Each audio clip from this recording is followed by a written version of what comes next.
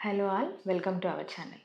ఈరోజు మన వీడియోలో అలోపేషియా టోటాలిస్ అండ్ యూనివర్సాలిస్ అంటే కంప్లీట్ హెయిర్ లాస్‌గా చెప్పేటువంటి కంప్లీట్ బాల్డ్‌నెస్ గురించి ఇప్పుడు డిస్కస్ చేసుకుందాం. ఏదైతే ట్రీట్మెంట్‌కి ఇది కష్టతరంగా చెప్పబడుతుందో దీంట్లో ఉండేటువంటి ఆయుర్వేదిక్ అప్రోచ్ కానివ్వండి, లేదంటే ట్రీట్మెంట్ ఆప్షన్స్ ఎలా ఉన్నాయో తెలుసుకుందాం.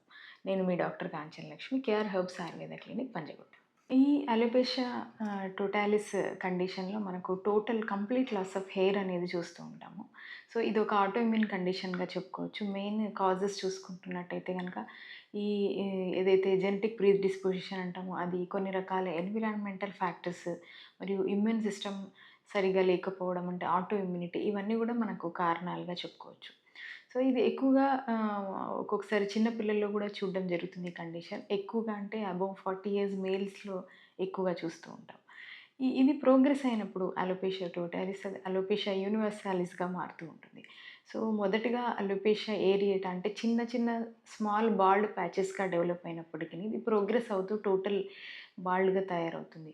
యూనివర్సాలిస్ కండిషన్‌లో వాళ్ళకు ఐబ్రోస్ పైన హెయిర్ లాస్ అవ్వడము, చంకల్లో ప్యూబిక్ హెయిర్, ఇంకా బాడీ పైన హెయిర్ అంతా కూడా లాస్ అయిపోయి కనురెప్పలు, ముక్కులో ఉండేటువంటి హెయిర్ కూడా లాస్ అవ్వడాన్ని మనం అలోపేషియా యూనివర్సాలిస్‌గా కూడా చెప్పుకోవచ్చు.